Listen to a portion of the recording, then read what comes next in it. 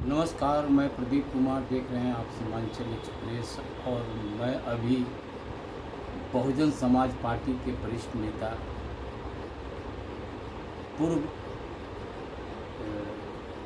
संसद प्रत्याशी श्री इंजीनियर हरिकेश्वर राम जी हैं और मैं इनसे जानना चाहता हूं कि जो बहुजन समाज पार्टी का अगले 2025 में विधानसभा में क्या प्रभाव रहेगा, इसके विषय में मैं जानना चाहता हूँ। सबसे पहले बहुत बहुत धन्यवाद सर। 2025 में बहुजन समाज पार्टी का क्या स्थिति रहेगा यहाँ बिहार में? देखिए, ये जो लोकसभा चुनाव मैंने लड़ा और मैंने देखा कि किस तरह से लोगों ने ये गलत इंटरप्रिटेशन करके लोगों तक ये मैसेज देने का काम किया है कि बहुजन समाज पार्टी जो है बीजेपी की बी टीम है। और राहुल गांधी को जिस तरह से बताया गया कि ये लोग संविधान को लेकर छाती पर लगाकर घूम रहे थे कि हम संविधान और आरक्षण की रक्षा हम ही लोग करेंगे, लेकिन जैसा समय बीतते गया चुनाव में कुछ लाभ तो मिल गया, बीएसपी को बहुत उसका नुकसान उठाना पड़ा। लेकिन जैसे ही हम लोग को ये बात समझ में आई कि ये तो नैरेटिव सेट किया गया हमारे विरोध में, तब पार्टी सक्रिय हुई और मोहन मायावती ने ऐलान कर दिया कि अब हम लड़ाई लड़ेंगे, अब बताएंगे कि कौन संविधान विरोधी है, कौन आरक्षण विरोधी है। और आपने देखा कि जब सुप्रीम कोर्ट द्वारा ये बताया गया कि SC/ST में वर्गीकरण हो सकता है, उपवर्गीकरण हो सकता है, मतलब संविधान के विरुद्ध मान लीजिए एक तरह से फैसला दिया गया, क्रीमी लेयर पर मान लीजिए एक तरह से उस पर चर्चा किया गया, तो आप देखेंगे कि जो संविधान को माथा पर लेकर सीना में लगा के घूम रहे थे राहुल गांधी, सबसे पहले उनका पार्टी ने ऐलान कर दिया कि हम इसको लागू करेंगे। मतलब संविधान में जो 341 और 342 है, जो सूची है, उस सूची को डिस्टर्ब करने का पहला ऐलान मान लिया कि कांग्रेस के लोगों ने किया तेलंगाना में। तो एकदम स्पष्ट हो गया कि तेलंगाना में या कहीं पूरे देश में बीजेपी मान लीजिए कि इसका कांग्रेस माँ है। कांग्रेस जो करके गई है उसी रास्ते पर बीजेपी है और उन्हीं के एजेंडा को बीजेपी आगे बढ़ा रही है। दोनों में बेसिकली कोई फर्क नहीं है। एक सवाल, कांग्रेस को आपने बोला कांग्रेस माँ, हाँ, तो बीजेपी क्या है? उसका बेटा है, सौतेला बाप है, बेटा है, बेटी है। जो मान लीजिए कि कांग्रेस करके गई है उसी पैटर्न पर बीजेपी चल रही है और रास्ता तैयार कर दिया है कांग्रेस ने और उसी पर सरपट दौड़ने का काम बीजेपी कर रही है। मतलब कहने का दोनों का एजेंडा एक है, दोनों का एजेंडा आरक्षण के खिलाफ है, दोनों का एजेंडा संविधान के खिलाफ है। दोनों चाहता है, आरक्षण के खिलाफ कोई नहीं बोलता है, कहता है कि हम आरक्षण रहने देंगे, आरक्षण रहेगा, लेकिन ये चाहता है कि आरक्षण का और संविधान का जो मूल उद्देश्य है उसको हम खत्म कर देंगे। मतलब प्रतिनिधित्व किसी को नहीं करने देंगे, नाम के लिए प्रतिनिधित्व रहेगा, गिनती के लिए रहेगा, लेकिन एक्चुअल में सक्षम और निर्णायक प्रतिनिधित्व नहीं होने देंगे। ये दोनों का है और वही दोनों का नहीं है, उनके जो पिछलग्गू लोग हैं उनका भी है। ये बात धीरे धीरे लोगों को स्पष्ट हो गया है और शेड्यूल कास्ट के लोग, अति पिछड़ा के लोग इस बात को समझ रहे हैं कि दोनों पार्टियां, चाहे दोनों गठबंधन के लोग हैं, ये सिर्फ वोट लेने के लिए संविधान और आरक्षण का नाम लेता है। असल में दोनों गठबंधन आरक्षण और संविधान विरोधी है और इस चीज़ को हम लोग घूम घूम के बता रहे हैं लोगों को। अभी मान लें कि चल रहा है, हर एक जगह मान लें कार्यक्रम चल रहा है, हम लोग जा रहे हैं और लोगों को बता रहे हैं कि देखिए किस तरह से ठगने का काम हुआ है आरक्षण के खिलाफ, और मान लीजिए कि जिस तरह से आरक्षण बताने के नाम पर वोट को ठगा गया। अब मान लीजिए कि लोगों में जागरूकता आ रही है।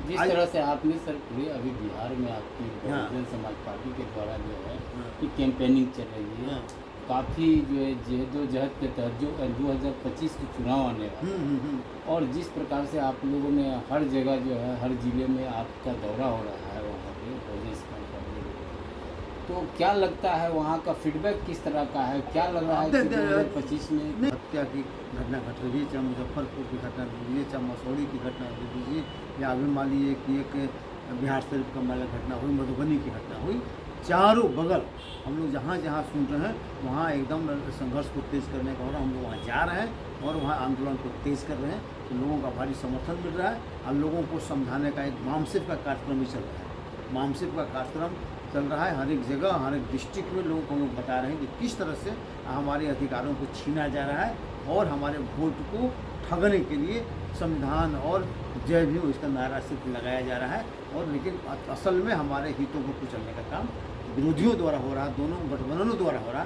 इसलिए जागरूक करने के लिए एकजुट हो जाओ, अन्यथा समझिए कि आने वाला पीढ़ी जो है ना वो समाप्त होने वाली है। जिस तरह से 2025 का चुनाव के दौर अभी लग रहा है, क्या लगता है मैंने एकदम निश्चित गठबंधन के साथ में जाएंगे? नहीं, अभी देख रहे हैं ना, नहीं, नहीं, सीधी सी बात है कि गठबंधन हो सकता है, लेकिन ना इंडिया के साथ होगा ना इंडिया के साथ होगा। इसके अलावे और लोग जो रहेंगे, अगर उनके साथ गठबंधन की जरूरत पड़ा तो गठबंधन हो सकता है। जैसे अब अभी हरियाणा में हुआ, हरियाणा में मान लीजिए गठबंधन हुआ, ये मान लीजिए कि चौटाला के साथ हुआ, चौटाला के पार्टी के साथ जो है ना INLD जो है उसके साथ जो है गठबंधन हुआ।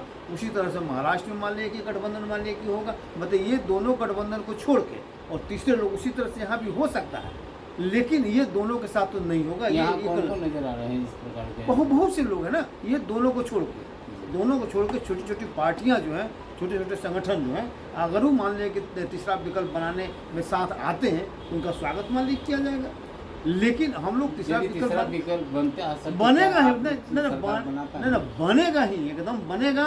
क्योंकि जैसे जैसे लोग जागरूकता बढ़ रहा है, लोग समझ रहे हैं कि दोनों गठबंधन जो है सोशल जस्टिस के खिलाफ है, दोनों गठबंधन धर्मनिरपेक्षता के खिलाफ है, दोनों गठबंधन संविधान के खिलाफ है, दोनों गठबंधन संविधान के मालिक आरक्षण के खिलाफ है। जब जिससे जिससे लोग समझ रहे हैं ना, तैसे जैसे ध्रुवीकरण हो रहा है बीएसपी के पक्ष में, और निश्चित रूप से हम लोग अगला चुनाव जीतेंगे बिहार में, और सरकार हमारी नया जो है एक पार्टी भी बन रही है सर, उनका कोई एजेंडा नहीं है। देखिए लगता है नहीं, वो सिर्फ पैसा के बल पर वो चाहते हैं कि पैसा के बल पर मान लीजिए कि हम गाड़ी घोड़ा दे के दौड़ा के पेड वर्कर तैयार करके हम जीत लेंगे। तो बिना सिद्धांत का कोई जीतता होता, उनका कोई सिद्धांत नहीं है।